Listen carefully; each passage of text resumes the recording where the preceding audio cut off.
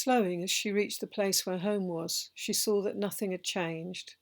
No magic had put the house back together or given her mum waving and Patch barking hello. Dragging her feet, she sat on an upturned pot, coughing. The air seemed slightly clearer now, but there was no one about. Standing, she stumbled up the stone steps. Mum had always said in her chats that if the big winds came, she should hide in the cupboard under the stairs. They were stone and shouldn't fall down. She wished now that she'd listened to Mum more and paid more attention when the grown-ups were talking and didn't know she could hear. Now she thought of it, there'd been more and more of those whispered chats, and of Mum and Dad's pep talks too. Sometimes even Chris and Bill, her brothers, had talked about stuff and pulled faces at the thought of the army, whatever that was. She pushed through the gap where the front door had been, and sure enough, the cupboard was there, its door hanging open. Peering inside, she could see that the torch was on the little shelf where it should be. Putting the bag of food and drink next to it, she went to the hall rug and started to pull. It was cumbersome, and she huffed and puffed and had to take breaths, but at last it was in the cupboard with her, better than the bare floor to sit on. She glanced down the corridor to the wrecked living room. There were lots of bricks and mess, but she could make out a couple of cushions and one or two blankets. Shaking the worst of the dust off, she took them to the cupboard. On the floor, amongst the rubble, she found a photograph, one of all the family, when they'd been at the beach. A barbecue. She remembered the music and the laughter and the happiness. Her heart ached and her cheeks were once more wet with silent tears. It seemed such a distant, out-of-reach time now. Shaking off the broken glass and frame, she took the picture to her hiding place and put it into the bag with one of Patch's squeaky toys and a scarf of Mum's which she'd pulled from the remains of one of the sofas. It was getting dark outside, and Mella settled in the cupboard, pulling the door shut and wedging a corner of the rug between it and the door frame to stop it swinging back open. She ate one of the bars and started one of the drinks, just drinking half, before turning out the torch and wrapping herself in the blanket. The cushions were soft and still smelt of home in spite of the dust. Then she was awake, yanked from dreams of earlier in the day, the shop with Mum, waving goodbye to Dad, Patch charging around the garden and chasing his tail in that crazy way he had. She lay still, breathing as quietly as she could manage, a rustle and scrape, unmistakable sounds of feet creeping through the ruined house. She pulled the blanket over her head and the bag under with her. It was some heart-stopping moments before she registered that the ringing in her ears had retreated. The handle of the cupboard door rattled. The blood was pounding in her ears, her heart thumping. She swallowed, struggling as her dry throat impeded her. The door yanked open, screeching as it pulled free of the rug. She held her breath, ready to explode. "Nothing in here, mate. Just some old rags." A harsh whisper.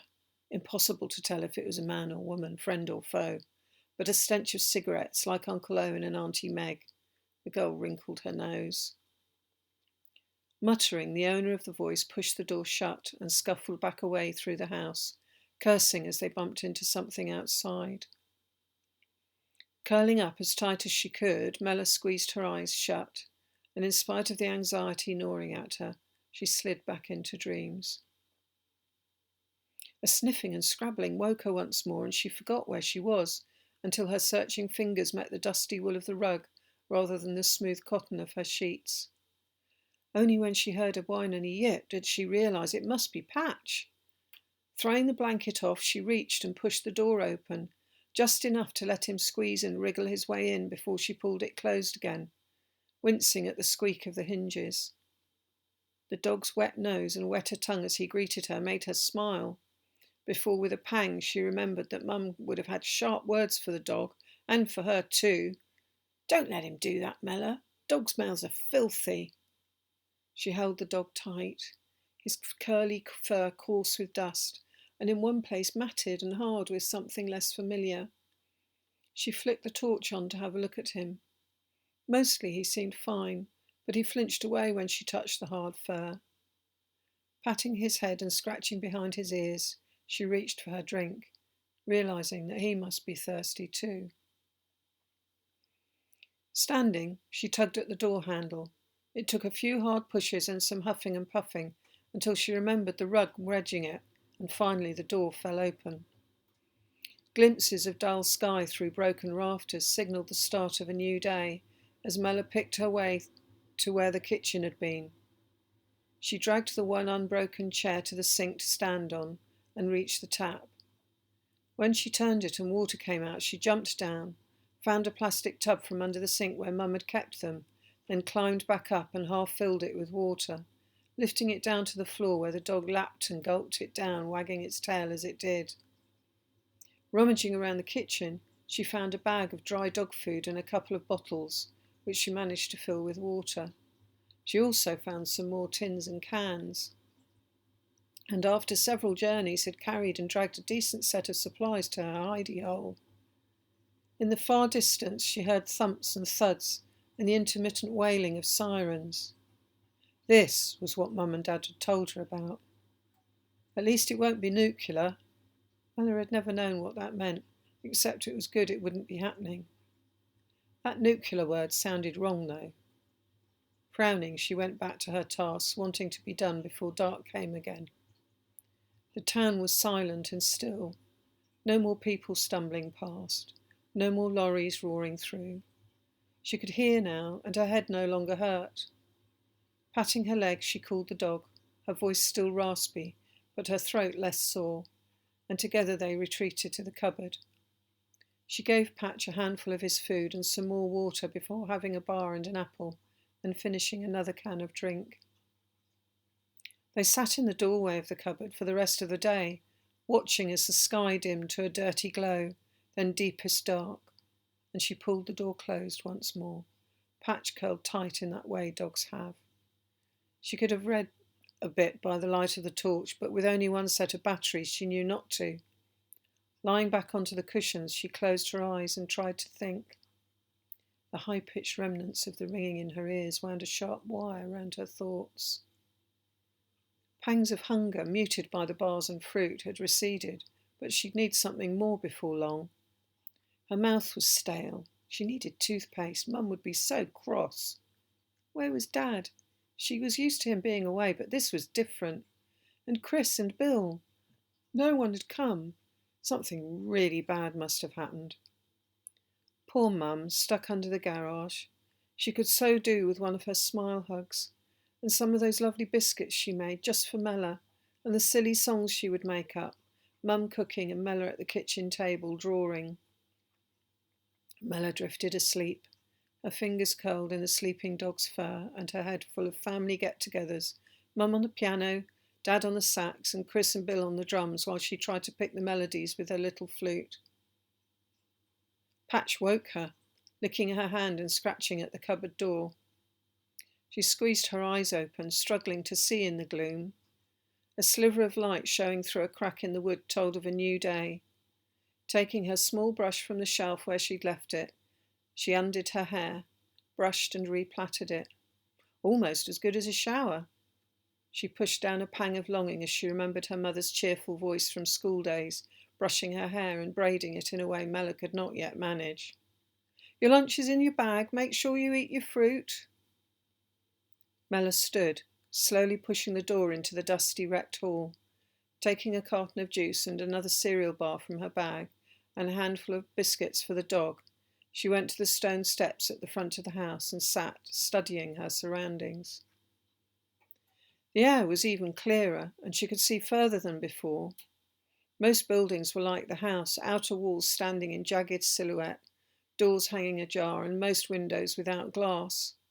One or two cars sat in their driveways. Ilsa's next door was under rubble like theirs.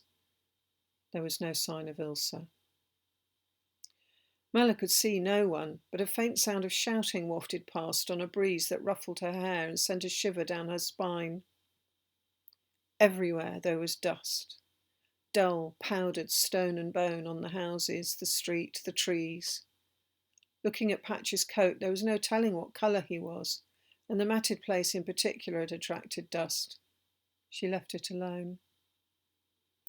Remembering her mother's hand, she wandered over to have a look. Her ring had gone. No more glinting, and her hand was a strange colour. Mella's stomach churned. She turned away, her face wet once more, trails on her cheeks. Would anyone come? Where was her dad and Chris and Bill? How long should she stay? And where should she go if she left? Patch nudged her arm, leaning into her and his tail tickling her. She wandered back into the house. The stairs were still standing, but the loud creak and the wobble of the banister as she trod on the first step was enough for her. Whatever was left in the smashed bedroom would have to stay. She went through the remains of the living room to the little room at the back. Many of the books had fallen from the shelves, covering the sofa where her mother used to sit and read and write, and where Mella sometimes was allowed to sleep while the others played their music. Her mother's pen pot was on the floor, its contents spilled across the rug, a memento from past travels, once so bright, but now covered the same way as everything else. A sound outside sent her running for cover behind the sofa, until she realised it was just Patch rummaging. Back in the kitchen, she checked the cupboards once more, taking some of the wipes Mum liked to use and some bits from the first aid box, shoehorning them into her bag. She lifted it to check its weight. Maybe some of the stuff would have to come out. At the fall of the light, Mella called Patch and retreated to the cupboard once more. On the third morning, she woke knowing that it was time to go. No one had come, neither stranger nor friend, to see how she or the family were. The city was where important things happened. She thought she should be able to find her way there, and with Patch as a companion, it should be okay. She gave Patch a good feed and plenty of water and ate well herself. There was only so much she could carry. Putting on the sturdiest shoes she could find, Mella was thankful they'd always kept them downstairs. Repacking the bag, she managed to fit in a waterproof jacket and her little flute, as well as some food and the photos she'd found, together with a little torch and some spare batteries she found in a drawer. Then, with little idea of how long the journey would take, she set off, adjusting the bag straps as best she could to keep the weight above her waist, like Chris had taught her.